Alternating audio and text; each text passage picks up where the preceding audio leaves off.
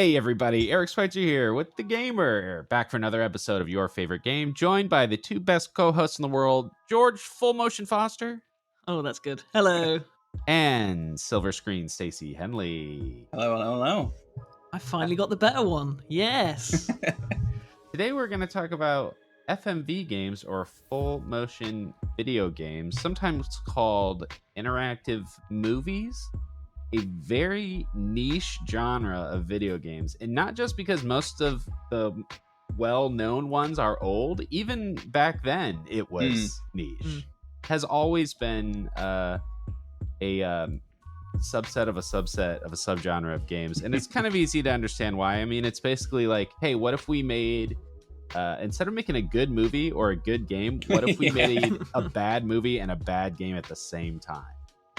But I have a soft spot for these, and I think there are some exceptional FMV games. I'm sure we're going to talk about them today. But let's do a quick little history lesson, since this is such a bizarre niche genre. And before we start that, yeah, I just want to say that this is ageist. This topic. This was the most difficult one. Everything ever was before I was born. I've got a very good That's example. absolutely not true. The ones that I'm picking were not before you were born. Well, I can think of two. I can think of two that are modern. I'm sure I'm wrong. I'm always wrong. Here's what I'll say. The most well-known ones before you were born, but the best ones after you were born. Yes, 100%. Yeah. Okay. So I retract. So the FMV game originated in the arcade, as many types of games do, when laser discs were all the rage. These were literally like big record size. Have you ever seen a laser disc, George? I have seen them in videos talking about old media no one remembers. Old media. So they did a black and white documentary once about the 80s. Laserdisc arcade games literally had like a record player in the back of the machine that were playing laserdiscs. Most famously, a game we've talked about on the show before, Dragon's Lair. Both a famous laserdisc game and an FMV game. Most people think of FMV as live action. I'm gonna say, it's an exception to the rule. I did. I mostly did. Animation can be FMV as well. And they died off pretty quickly because basically a lack of replay value and limited interaction. Most of these games, like Dragon's Lair, were press left or right at the correct time. And once you've kind of done it once, it wasn't like a fighting game or pinball or all these arcade games that were designed to eat your quarters. People didn't really like to replay them. And it was really hard to maintain Laserdisc machines. They broke down. They're expensive, right? Is what I remember hearing. Yeah, they were expensive and they broke down a lot. Really fragile, like a lot of older tech was quite robust, actually. Like that was its big redeeming feature. Like VHSs were pretty robust, but Laserdiscs just weren't. Like a lot of the older tech that people used to, things that George has never heard of, like tapes. Yeah, I know what tapes. You used to put a pencil in, you used to have to go. I had the Phantom Menace VHS. Yeah, and you won't really find those Laserdisc games anymore because of that, because they couldn't be maintained.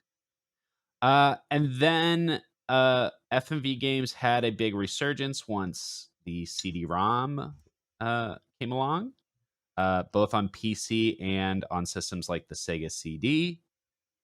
We started getting a lot of games that would reuse footage from movies and shows, which would include like the Jurassic Park Sega CD game, Demolition Man, Mighty Morphin Power Rangers.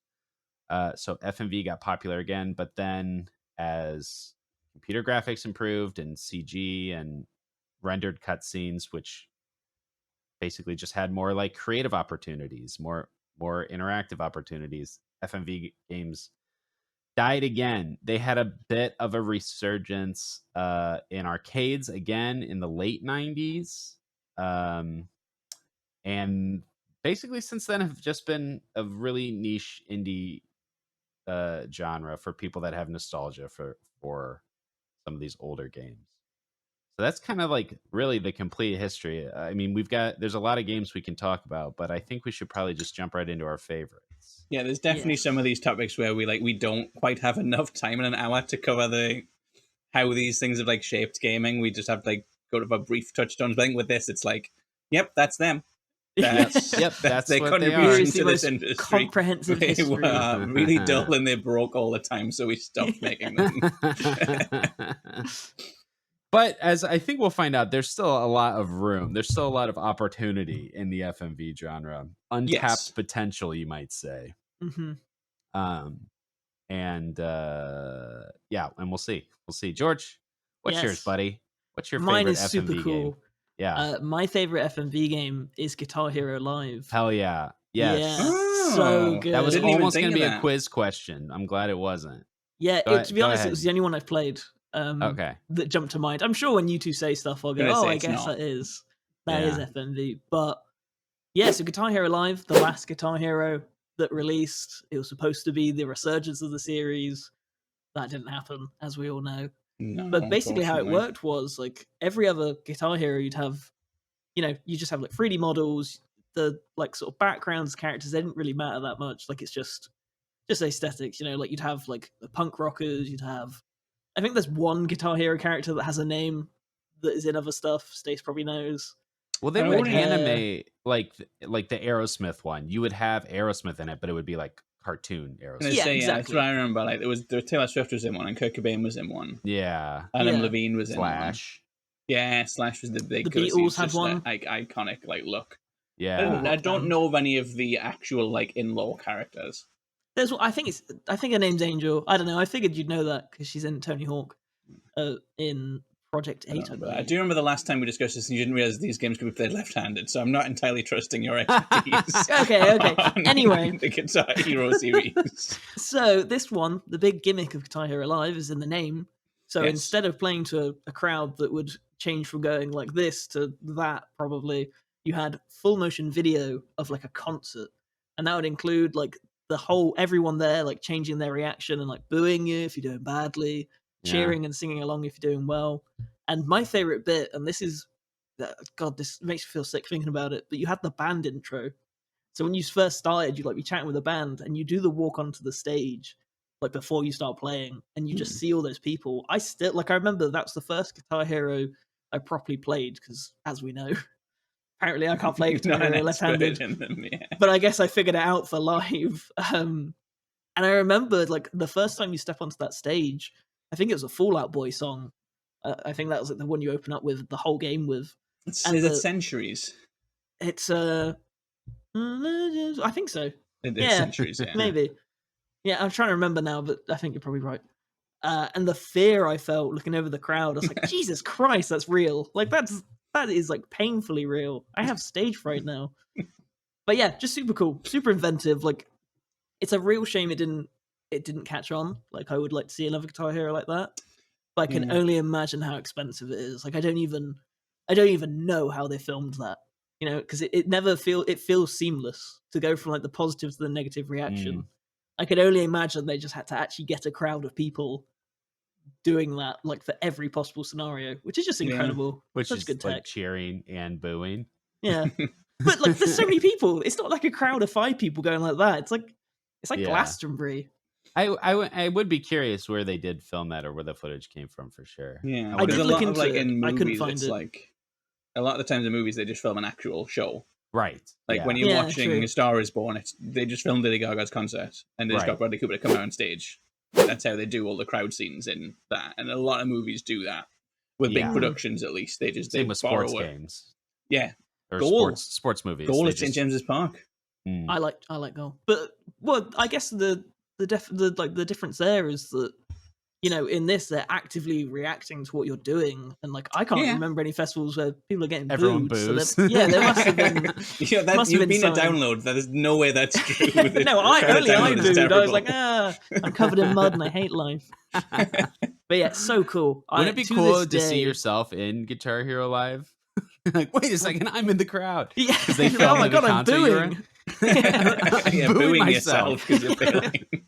Yeah, I'm still super curious how they did it. I did do like a brief look once I knew Guitar Hero Live was my choice, but if it's out there, it's really hard to find. It's just a shame the series as a whole hasn't continued, really. Yeah. Yeah, I think we'll see it come back. I think after the whole Xbox thing, Activision, they're going to rely on the heavy hitters. I think they'll give it a chance. I don't think it'll work again. I think we're way past that era.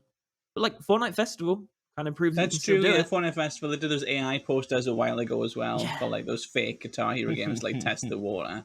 I love it. And everyone's reaction was, this poster is terrible because the guitar's got like 7 strings. Don't murder Guitar Hero. Don't bring it back. But yeah, Guitar Hero Live, interesting experiment. And very was good it game. just crowd footage, or was there like singers? The performance was FMV as well, yeah. Yeah, but it was like a fake kind of band. Like it was like your mates who have formed a band and they play in the pub every other week. Like it wasn't like, oh my god, there's John Legend. For some reason, the first person I think of. John Legend, never joined John Legend, who I've heard like one song from. But you know what I mean? It was just random guys. But you did get a band intro. Not John Legend, just like random guys. Yeah. Anyone below John Legend, like, not worth talking about. Not my problem. Gotcha. I think they probably should have done some DLC with actual artists. Yeah. That would have saved it. Yeah, that would have saved it. Sabrina Carpenter would have saved it. Expensive licensing for celebrities. Yeah. In this day and age, though, if you, I think Stasis proof of that. If you get like a game that has Taylor Swift footage and you can feel like you're playing on stage next to Taylor Swift, 100%. Yeah, my interest in like Fortnite spiked when they added Ariana, and then again when they added Sabrina. Like 100%, it does get people involved to like have those sorts of. And then it's an extraterrestrial. That's not the right word.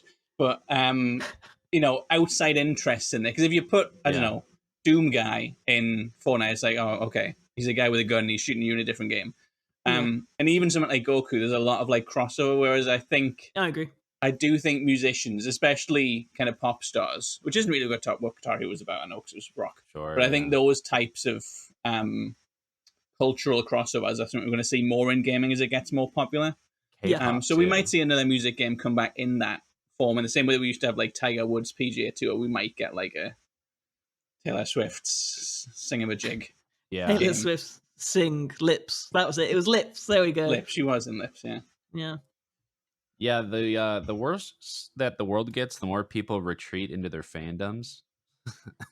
That's very true. I think the celebrity worship thing is going to be big money for every industry, but the game industry in particular. And they will be getting my money. Yes. All right. Speaking of your money, Stace, what is your... Yes. Oh, that's not a good segue, but what is your favorite promotion game? Speaking of that thing you were just talking about, one of my favorite games ever, a real contender for my top 10, is an FMV game, but I'm not going to talk about it because we've discussed it a bit before, and I think it'll come up later. Because what I want to talk about is a more topical FMV game. Ooh. And I would like to talk about Black Mirror Bandersnatch, which I'm calling an FMV game. Yes. Even though it's a lot more on the movie side, I think it counts. And Netflix has just killed it, so I think probably Netflix's more to discuss. Choose Your Own Adventure movie. Yes. I didn't even think of those. Talk about it. So for people who haven't seen it, too late. You can't watch it anywhere anymore. You never will. It was about a guy who was a games developer. He was making a game based on a Choose Your Own Adventure book. And as he starts making the game, you go through the first time and you make a lot of the safe decisions. It's like, you're in a business meeting. It's not quite as obvious as this, but it's like, do you say, oh, yes, sir? Or do you like pick up the chair and throw it at your boss? It leads you down this very like basic route the first time to show you like how the game works. And you make this game in a very safe, standardized way. And it comes out, it doesn't sell very well. I guess like a 2 out of 5 from the like Roger Ebert of games from at the gamer. Time. From the gamer, yeah. And it fades into obscurity and it's like whatever. And then you wake up and you're back at the start. And one of the guys who is Will Poulter, who wasn't really that famous at the time, during the first run, he says to you, "Wrong path, mate." So it kind of clues you in that he knows this is a time loop situation. So as you go through, you make different decisions to go with making the game. And basically, the more unhinged that you act, the more you kind of fall into this conspiracy of the choose your adventure novel is real. It's like a Da Vinci Code thing. It's like hints for like the secret of life, and you can like there's different paths that have like you can murder people. There's different paths where it's like you can go into these like old crypts and discover that the choose your adventure novels really meet like these demons, and then you die. There's like comedy ones where you end up like fighting with your therapist. But the idea is to find the best path through this universe to, I guess the idea of success is you have to make the best possible game. There's a way that you can get a 5 out of 5, sold really well, brilliant game. But most of the paths that lead you to that, then you die some kind of horrible death. You lose your mind because of it, or in doing that you end up getting involved with the wrong person, and you kill yourself, or you kill someone else and you end up locked in jail forever.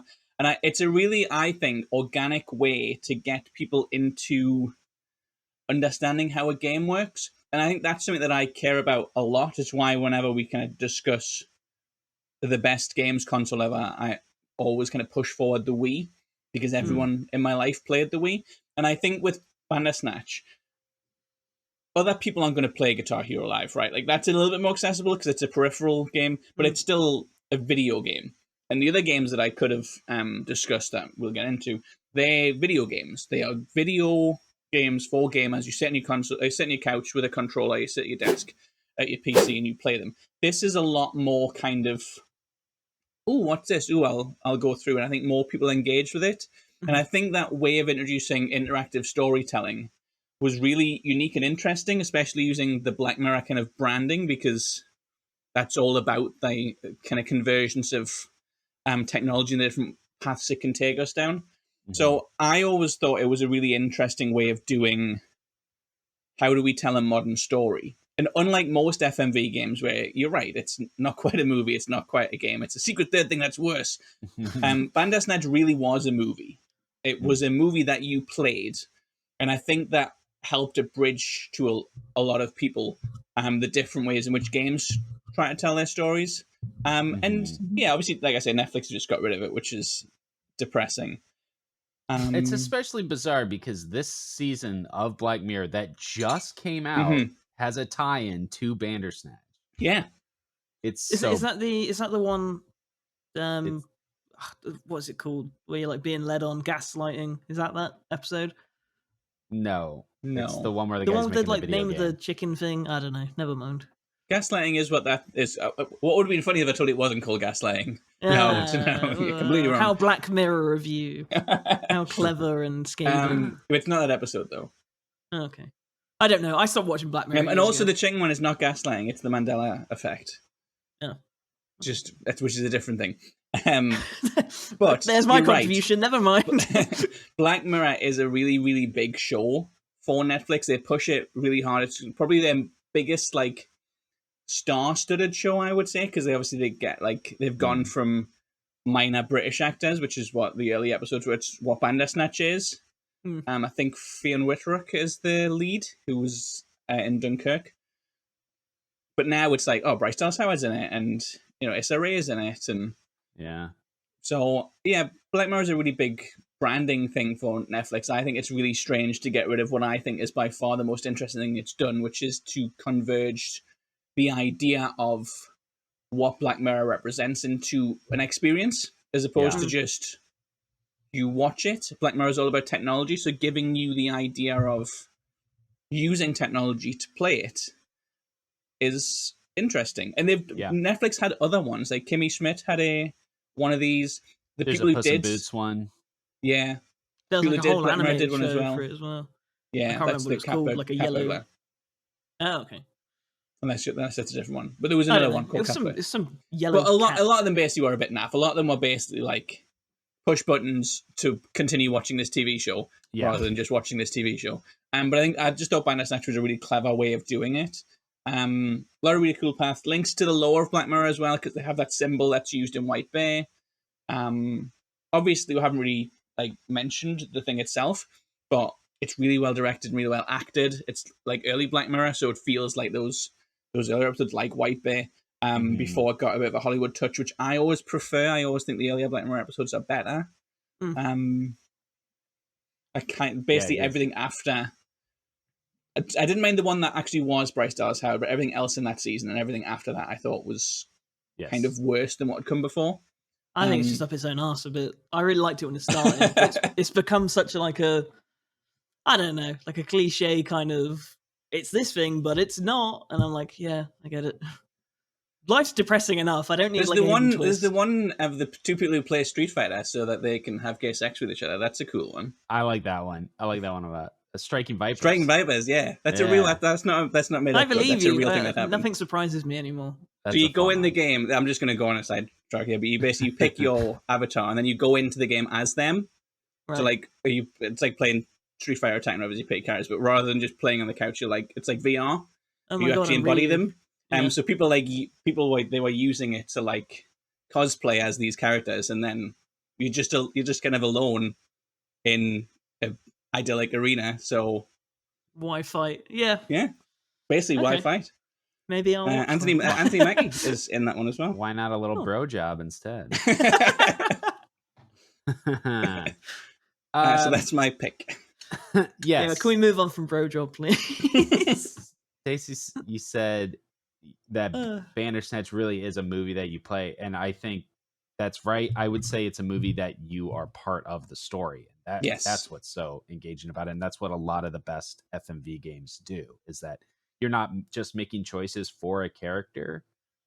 You are a character in this story, and the choices that you make are affecting the story, but they're affecting you too. I think some of the other ones we're going to talk about do that really well. I think with this, just before we do any heroes, but I think with this one and other games that maybe aren't quite FMVs because they're like the Quarry and those sorts of games, I don't feel with Bandersnatch the urge to go, I'll do this choice because it'll be funny. I actually want to guide the character through the story. The choices that I would make are the choices that I think they would make to get them to like what I feel is the best possible resolution. Yep. And I think that's why it works as well, because it doesn't have the most replay value, but it's a movie, right? Yeah. Like most movies aren't designed with replay value. You just rewatch the ones you like. Yeah. Jaws doesn't have any more replay value than any other movie. I've just seen it a lot of times because I like Jaws. Yeah.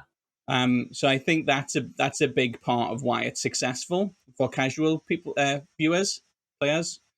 You can just play it, other than that initial loop that tells you the rules, you can just play it once and enjoy what happened in Bandersnatch that you helped make happen, like a kind of Mad Libs thing. Or you can dive into it as a game and do all the pathways and the kind of new game plus experience and all that, I think makes it fascinating to work out. Or was fascinating. Made it fascinating to work out before it was killed. Very good. Good choice. Both of your games were on my list of games to talk about. That doesn't always happen. That never happens. Let's be real. I make choices most of the time yours is the wrong type of game. Yeah. That's happened like twice. Come on now. Maybe okay then. Eric? Yes. What is your favorite FMV game, and can you still experience it? So yes, you can. Nice. And like you, Stacey, I'm not actually going to talk about my real favorite because we've talked about it on the show. But we'll get to that. I want to talk about a game that I think plays with the medium of video games in a really cool way, which is the Simulacra series. Ooh. Ever heard of it? Do you know it? Ever played it? I recognize that as a name. Okay. Let me tell you about it. You've mentioned before to me. So yeah. I haven't played it though.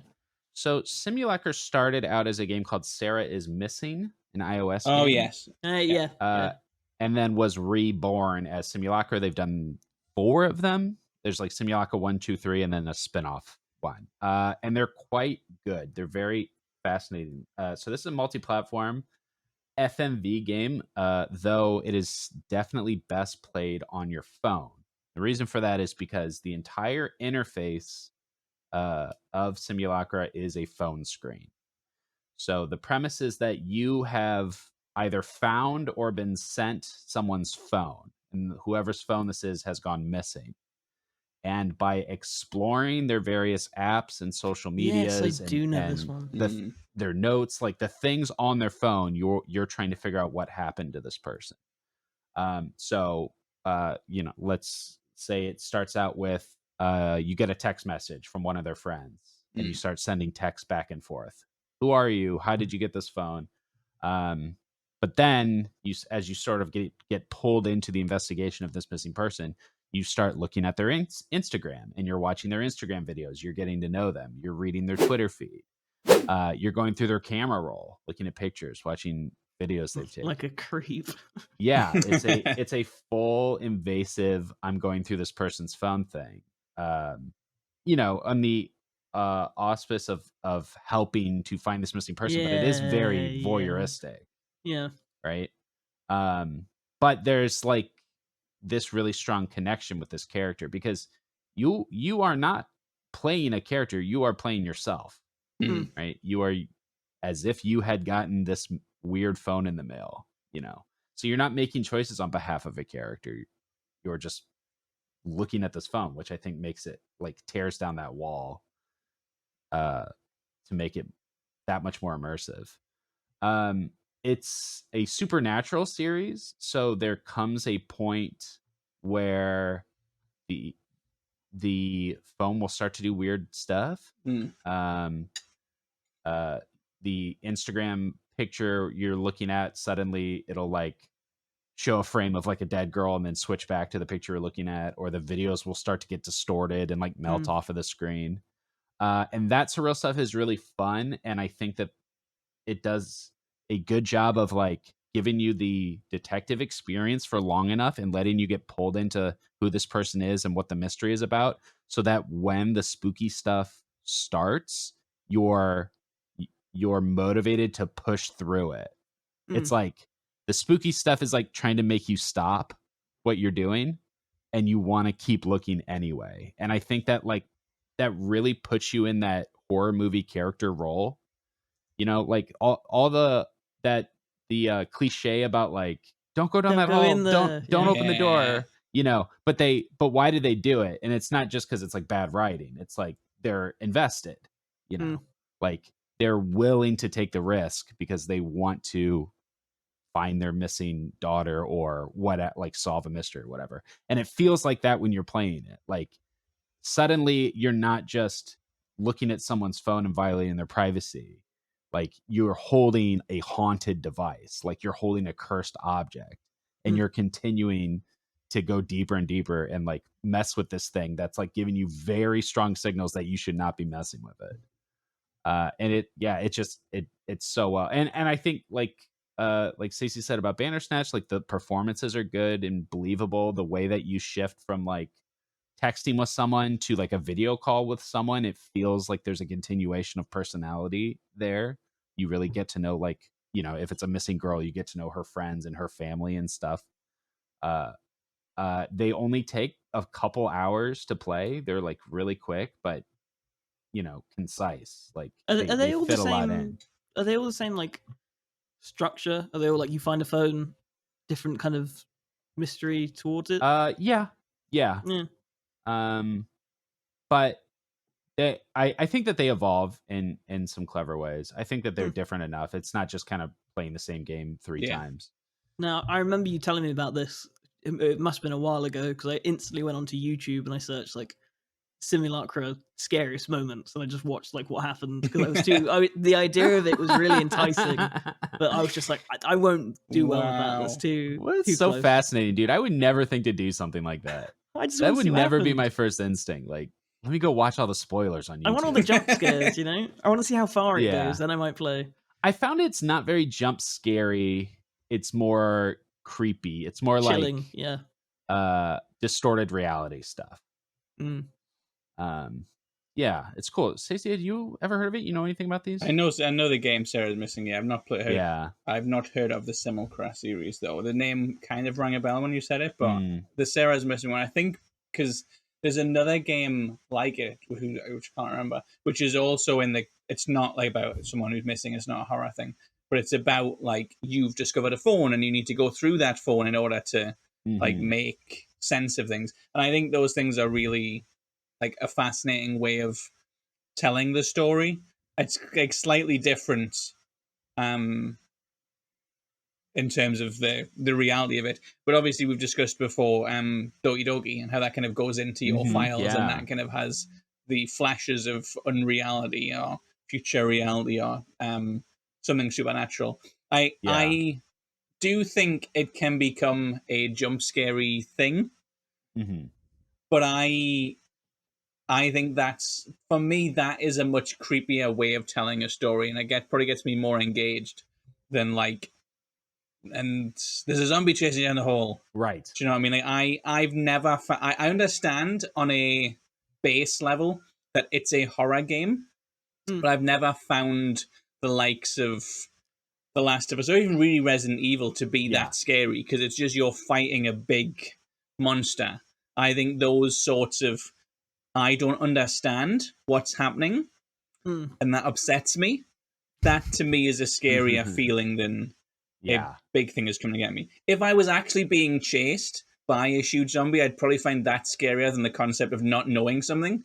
But in a video game form, I think that voyeuristic discovery lends itself to that unsettling nature. And it's that immersive layer too, because it's like, I'm not being chased by a zombie. Joel is being chased by right? Like, and if it kills Joel, I'm fine.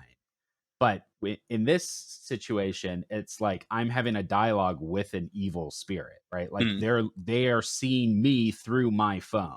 You know, that's what it's going for, and it's much easier to like hand yourself over to that kind of experience.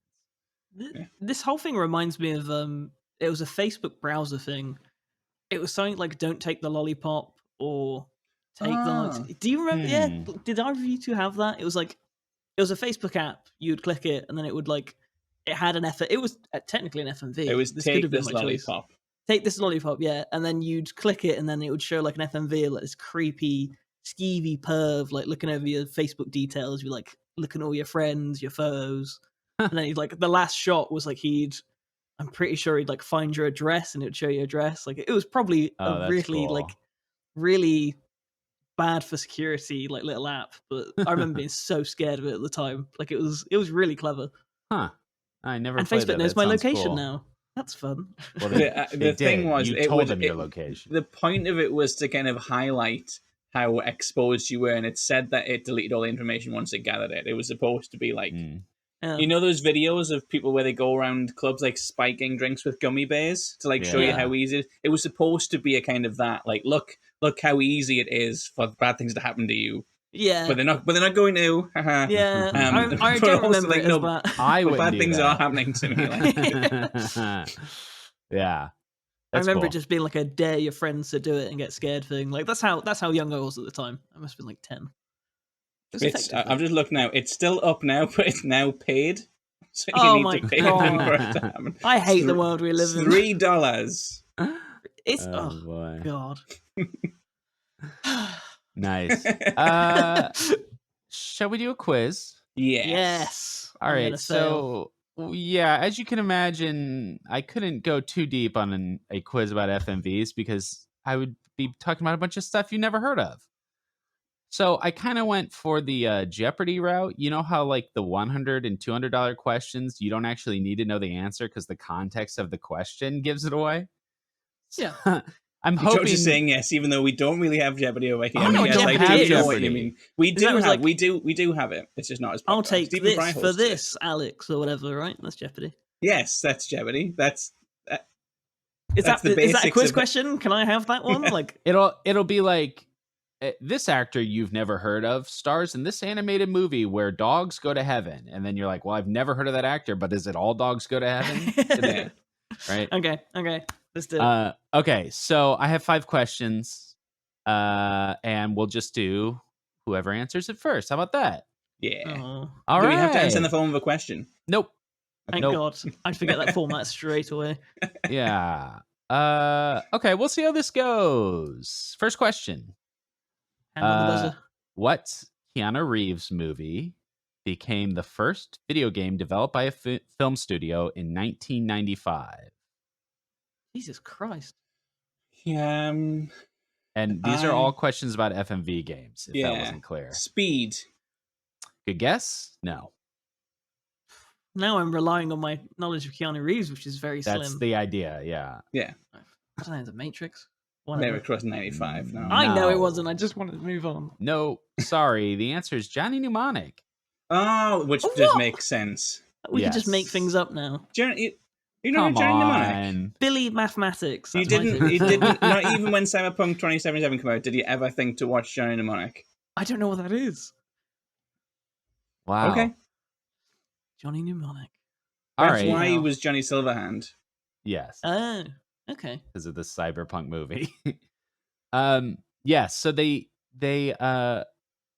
hired it was a team known for like commercials and music videos, basically, but they hired a studio to make the tie-in video game to Johnny Mnemonic, and the idea was they would film on all the same sets, but then Johnny Mnemonic went like way over budget and they couldn't, so they shot the whole thing in a hotel. And there's a different actor playing Johnny Mnemonic, right? It's not even Keanu Reeves, so it's a very weird game. But and it also got Sony's like interactive division shut down. Yeah. Because it was such a disaster. Christ. They did a movie based on the game with the idea that they would use the real actor on the real sets, and they recorded it with a fake guy in a hotel. Yes. And they wondered why it wasn't a success. Yes. I blame But the name Johnny Mnemonic. it was the first video game developed by a film studio. That is interesting. Okay, next question. Somebody's going to get one of these. I'm sure of it. 1990s Mad Dog McCree, which Oh, I know Mad Dog McCree. revitalized the FMV genre in arcades, is notable for combining full motion video with this popular arcade game genre.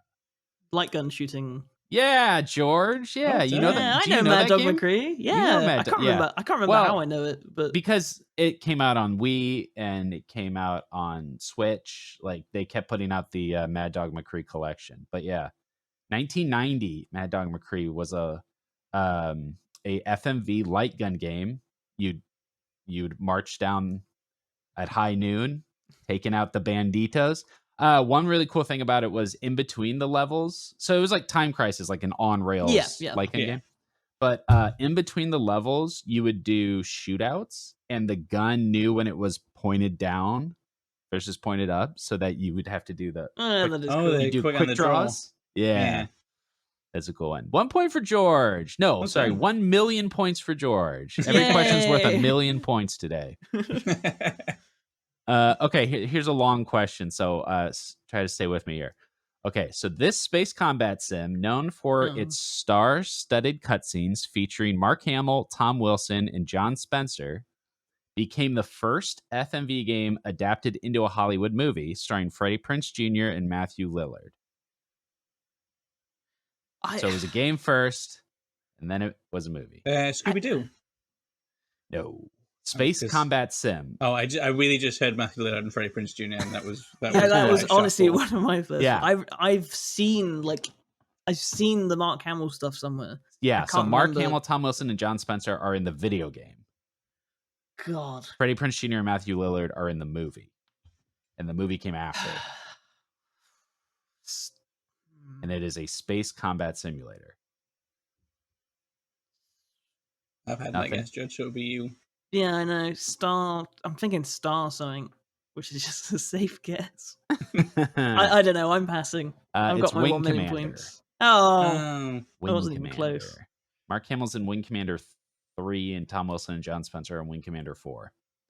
Okay. That's okay. George still has 1 million points. Tim Curry famously portrayed the communist leader Premier Cherdenko in Command and Conquer Red Alert 3. Oh. Alongside, I was hoping that was the question. What game? Hold on. Alongside J.K. Simmons and George Takei. The most famous meme of Cherdenko depicts him saying this line. What's his famous line? No. I need to. The one place that hasn't been crushed by capitalism, space. Yeah, close enough. I'll give it to you. I'm escaping to the one place that hasn't been corrupted by capitalism, space. Damn, that was good today. I had no idea. Have you not seen that video before? I must have. He really oversells it. It's a really funny line. Yeah, there's a fun oral history about that scene. They had already been filming for like 12 hours, and he was in a real bad mood. And he would only give them one take of that. But he did it so outrageously that he starts breaking by the end of the line, and that's all they had to use. So Oh my that's god. why he says it in such a funny way. I'm noting this down to watch once we're done. Yeah, it's very good. The whole performance is good because it's Tim Curry doing a Russian accent. Which he kind of drops for that line. Yeah. I've just wrote down space plus capitalism. I'm sure that'll make me remember. If you put that in Tim Curry, it'll definitely come up. Yeah. A million each. Last question. It's $1 million to $1 million.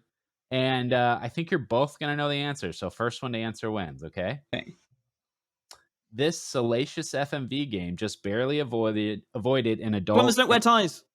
Adult-only rating from the ESRB, but was later pulled by the publisher after a lawsuit revealed the game featured a topless 17-year-old. The guy game. The guy game. Oh, I didn't know 10 that. million points for Stacy. Well Oh, done. damn it. It should have been Plumbers Don't Wear What a Ties. stain on this entire hobby. The guy game. Was Girls Gone that Wild recent? quiz game. No. I mean, the No. lawsuit. Big Like, I know the game 2000? was. I know the game was years ago, but I feel like this has popped back up recently as like the lawsuit. Maybe it just went viral again. Yeah, the lawsuit is quite old. Yeah.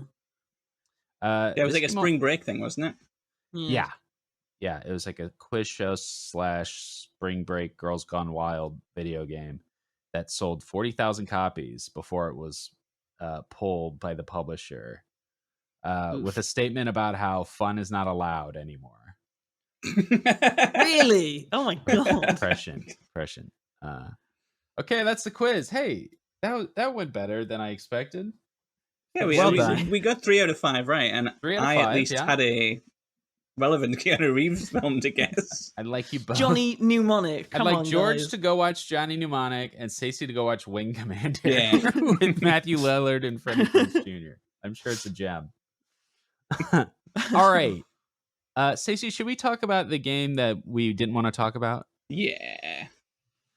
We're talking about Immortality. I was Yeah. trying to remember something, yes. Yeah. Of course. I knew you were. Immortality's come up on this show. And we also have to talk. So Immortality is part of a trilogy. Yeah, this Sam Barlow series. Yes, the Sam Barlow's Her Story, Telling Lies, and Immortality. And Immortality is the best of the three. Yes. I have a stronger connection to Telling Lies, though. I really, really like Telling Lies. Interesting. Yeah. Is Telling Lies the one where it's like a family group chat thing? Or is that a different game entirely? No. What is that called? Never mind me. That's another FMV game that I can't The remember the name video of. chat, family video chat. Yeah. That's called Uncle Margus. Who pushed Yes! mute on Uncle Who pushed Margus? mute. That one's called. Yes. Oh my It's the god. guy from The Office. Yeah. Yeah. That one's good, too. Yeah, that was on my that list. came out last year or the year before, I think. We have talked about Immortality on the show. George still hasn't played it, but that's have not. okay. It's fine. Yeah. Go ahead. Talk about it. I'll close my Talk about it ears. some more. Well, the reason certainly the reason I didn't pick it as well as the relevance of Bandersnatch was, Yeah. we have discussed it a lot.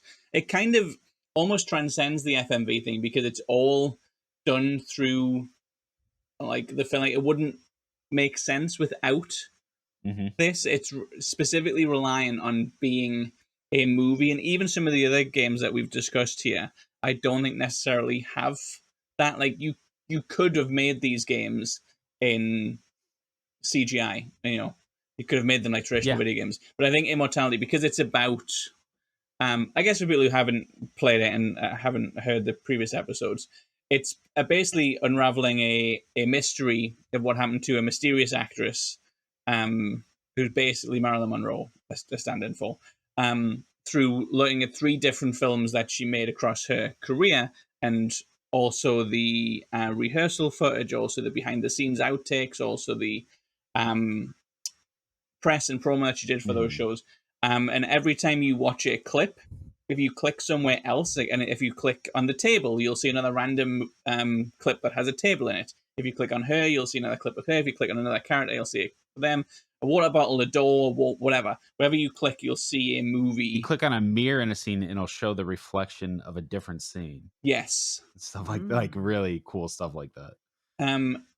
So it needs to be told through the medium of film because it's very specifically about 3 missing films that were stolen or destroyed or taken away by some other kind of unearthly means to unravel the conspiracy behind this woman's mysterious career. But it's also not really about any of that. It's kind of, as you play through the game, it's a really hard sell because you don't want to spoil the thing that happens, but also you kind of need to spoil the thing that happens to get you people guys to did understand this it. to me last time. There's there's an interactive element that you're not quite sure about, and as you engage with that, you will start to see specifically that clip that you're on, but also the context of the whole game differently, and then you kind of chase that feeling. There's a hyper reality to the whole thing. And you try and piece together, if you piece together that story, yeah, the rest of it kind of falls into place. The rest of it's still interesting because you still want to experience these movies and you get invested in this person. So you see her in different interviews and you see sometimes she's very happy and bubbly and sometimes she's very like downtrodden. She clearly has a lot of issues in her life. So you're invested in kind of seeing how she got from A to B, but mainly you become hooked on this idea of what is the hyper reality state and how has that driven her in this direction. Can I just say, as someone who knows what you two are talking about because we've talked about it before, that was excellently done. If you had said that the last time, I would have no idea what you mean. But I do know what you mean. I still need to play it. I know I do. It is on the list that's gradually going down. I have played Slay the Princess since. It's true, yes. Yes. I'll get to it next year probably. We'll talk and about it properly mouthwashing, then. or did you play mouthwashing? It's on the list. Okay, all right. It's on the list. So this is go on. Yes, let's do this game. Culmination of all the games that Sam Barlow did before, right? Like we've seen this really cool evolution from her story to Immortality. So her story is all police interrogation footage. Yeah. And they're out of order, and your only search terms are words that are said. So you'll watch a clip from this police interrogation, and then you can pick a word that she said, and it'll bring up the first 8 clips that also contain that word. So you can't just be like and then find every clip because it's only going to show you 8 clips at a time. So the more specific the word is, the deeper, and it's designed in such a way that you have to get more and more specific and granular to find the most relevant clips that explain the story. Because like a real police interrogation, a lot of it is just like rambling nonsense, Yeah. And because it's out of order, it's even harder to piece together. But it's it's just such a cleverly designed game. There's nothing really like it. And then Telling Lies builds on that. So you're also looking through footage. This time, instead of a single police interrogation, it's all different kinds of like security footage, as well as like people talking directly to a camera. But it has a lot to do with like surveillance. And it's this like mystery sort of noir crime drama about 4 different people and trying to figure out how these 4 people are connected and how their 4 stories link together. Yeah, they all like force you to pay attention in ways that are really engaging. Because I think some stories, not necessarily just in FMV, but just across video games, they have really, really chunky text boxes, or they have really, really long cutscenes. And some people are engaged by it. Some people really like reading and showing up the lore. Some people really like sitting back and watching the kind of cinematic feel of it. But I think what the Sam Barlow games do really well is you aren't watching it necessarily just because, oh, I'm really interested to see what happens. You're watching it with an eye on something. You're waiting for a certain word to drop. Or in Immortality, you're looking for something that I've seen this slip before, but now it's different. Or I know I want to get, like, I saw half of a scene that had this specific item in, so now I'm kind of looking for that. So it forces you, I think, to be a very active participant. which is probably the big thing that FMVs need, because if they're interactive movie, they're a movie that you are playing, right? Yeah. Like you're not, you can sit back and just watch a movie and just sit on your couch and half be on your phone, and movie just plays in the background. It plays regardless of whether you pay attention to it. And I think those 3 games really understand how, I guess, engaging and enjoyable actually paying attention can be, as opposed to making it a kind of an obligation or a chore. I don't. That makes me sound very childish. That I really hate watching movies. No, I know what you mean. I just want to be on my phone. I just want to hear the noise. And it's like second screening. I just want to play Subway Surfers. But I think those games make it really engaging to, even though you're only really detective in the first one, to play detective with how you play them. Yeah, they really hone in on what I love so much about detective games. We've talked about detective games a lot, but like I tried to engage with, Metroid Prime the same way I do with Her Story and Immortality, right? Like to take on the role of an investigator and like really learn about the world and the story. I think it's like, yeah, that's what I love so much about detective games, and these are just that. These are so focused on that experience. And they're just like games unlike anything else. Like nothing you've ever played before. So. Is Sam Barlow's next? I know it's for Blumhouse, right? Is it going to be FMV as well? Do we know? Do we know that actually yet? I remember there being the tease. It was just like it was basically just like, oh, Sam Barlow is involved. I think that's all it came to. Yeah, well, I know he's got they announced 2 that he's making. He's working with Cronenberg, right? Yes. I can only assume it is an FMV. Oh, you said it is, Stacey, on the Steam page? No, I'm saying it is Brandon Cronenberg that he's working with. Brandon Cronenberg, yeah. Yeah, I can only assume that it is because that's what he does. He's got Project C, which is what that one's currently called, and he's doing another game, which is just his company. So I'd imagine his 100% is, because that's what his company makes. That they're called Half Mermaids, are they called? Half Mermaid, yeah. So they're doing another game, and then I think Eric's right. If you are working with a filmmaker, especially one like Brandon Cronenberg, who's like played with unreality and what does this scene actually mean, and if you watch this scene back and it's slightly told out of order, was that one with Mia Goth and one of the Scars Gods that did that? I can't remember what it was called. Infinity Pool? Yes, the Infinity Pool, and that kind of plays with that idea of what does it mean to make something and to pay attention to things, and are you really you? And I think that suits Barlow's style really well. Yeah. Yeah, they're definitely great collaborators for sure. I can't wait to see what that is.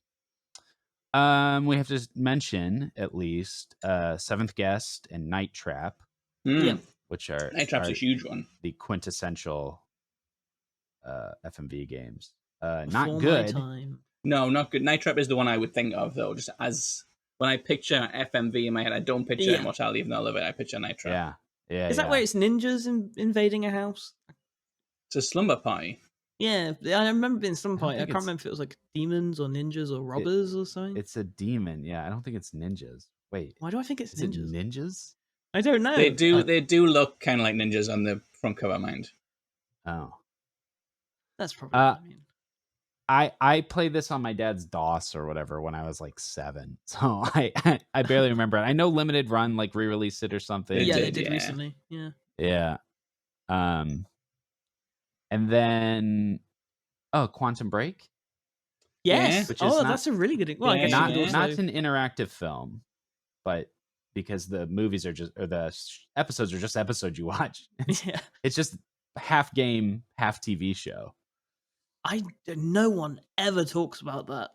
No one. I don't think I've heard. It started coming up again because of Alan Wake, because his character is in Alan Wake. Yeah, and it's Lance Reddick as well, obviously. Yes. Casting. We mentioned that a couple of weeks ago when we did celebrities in games. With cameos in games, because that was in the quiz. Right. I do recall. Because Sean Ashmore. Which that's I needed the first time to I actually figure out what the Break. answer was. I definitely another experimental game that's not surprising it wasn't a big hit or whatever. But shame though. You like that kind of bold stuff. Mm. Have anything else? I have one. Yeah, go ahead. Well, I have one that I mentioned earlier. I'm wondering if you two know what it is, but plumbers don't wear ties. It's quite an infamous one. I do know it because the novelization of that game was written by the gamer's own Michael Drucker. How about What? that? Really? Yeah. Yes, that's the true thing. No way. The book for Plumbers Don't Wear Ties came out last year, and it was written by Mike Drucker, featured contributor Wow. for the gamer. Well, that wasn't a like a clever. We didn't plan that. That was just that was No. all natural. But it's an awful FMV game that's just so weird. It's like almost a love story, but there's like a weird like option to get like a raunchy mode that you can have. Like words don't do it justice. You have to go look it up. I think the Angry Video Game Nerd. Words do it justice, and Mike Drucker's Yeah, Mike. Yeah, okay, never mind. Oh Christ. I do have a couple more I have to talk about. There's this really weird thing in The Witness. Jonathan Blow's The Witness. Anybody play that one? Is that the really difficult puzzle one? So Yes. there's secret puzzles within. The puzzles are hard enough, but there's secret puzzles, and when you solve they're like the sections of The Witness have connected puzzles, so they teach you something simple and then they get harder and harder, more complex. And then at the end of each section, there's a puzzle that combines all previous puzzles together. And they're really super outrageously hard. If you solve those, a door opens in this building and there's a movie theater inside. And when you go in the movie theater, there's this woman on the screen, FMV, doing like a TED talk about like the nature of reality. And it is like the most fart sniffing thing of all time. It's so wank. Yeah, Jesus Christ. Very bizarre. And it's also like 30 minutes long. And I just sat there watching it, trying to figure out what the point was. What he was trying to say. Exactly. What are we doing? Oh, you just got Black Mirrored. Oh my god. Bandersnatch. Have you heard of ghosts? Like the ethereal spirits?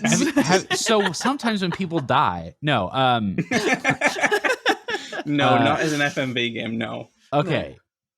No. I really, really hope this game comes out. This is one of those games that got announced a million years ago.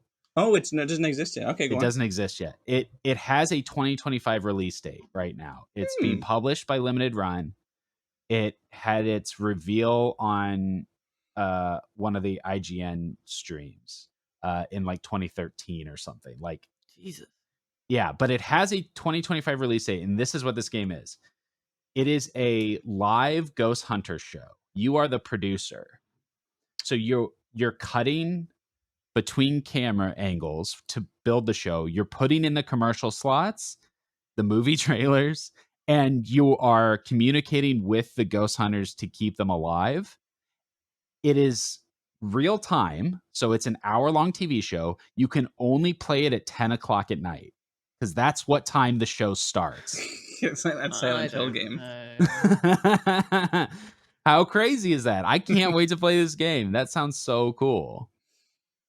10 o'clock your time or 10 o'clock international time? Like, is it 10 o'clock in everyone's country, or is it local time? Okay, that's what I meant by international. Okay, yeah, cool. yeah. 10 o'clock local time. And it's clever. Probably too clever for its own good. Yeah, it's really clever. Sniffy as well. They had a demo at PAX West last year, so but only at 10 still, o'clock. You were there too early. You had to be there at 10 o'clock. But so it's not like abandoned. This isn't vaporware. Yeah. Like, it is coming. Maybe it's coming this year, but I would love to see what this game is. That is wild. I have to, you have sold me on it because it's annoyed me. It is quite annoying. It's so clever. I'm like, ugh. Okay, so the Kickstarter campaign was in 2021, and it raised 183,000 euros from 2,000 backers. Is that a lot? The Kickstarter, yes. Like, it's a good amount. Like, it depends what you compare it to. Like, Hollow Knight had like 1 jillion. You know, like it's very dependent. If you compare it to this number I've made up, 1 million. How much was it? I'll translate it to dollars. How much was it? 180 euros. 183,000. $200,000. Okay. The idea to only allow the game to be played at 10 p.m. came from the game Boktai the Sun is in Your Hand, which featured a solar panel requiring The players Hideo to go. Kojima one. No, Yeah, requiring don't take players to go out inspiration into the from sun to that. battle Yeah. vampires. Oh God, no. Okay, so it says he came up with the idea during the lockdown. So I was making a claim that it was like in development forever. That's not the case. It started. Still been a while, The, but yeah, the not idea 2013. came in 2020. Yeah. Okay. Well, Yeah. I am now intrigued. I hate to admit it, but I'm very intrigued. I can't wait. I hope it comes out this year. I think that's about all I had. Stacey, did you ever play the X-Files FMV game? Yeah, I had that on my list. I Okay. don't really remember playing it very much, but when I was looking it up and I recognized the box, so I think I had it. My experience with the X-Files game, as we've discussed before, was the PS2 version, which was not an FMV. It was Right. Yes. it was I the also played cast, that one, but it yeah. was just a normal video game. By which I Yeah. mean it was a Resident Evil wrote-off. I never played the FMV X-Files game, but I always wanted to. I don't know if it's supposed to be good, but I assume don't it's think not. it is. Probably no. All right, very good. Well, we are at that time. Thank you so much for hanging out with us and listening to us talk about FMV games. Those are our favorite games with FMV. But we want to know your favorite FMV games too. So leave us a comment, get in touch. Don't forget to like, subscribe, hit the bell, and visit us at thegamer.com. That's The Gamer, no spaces.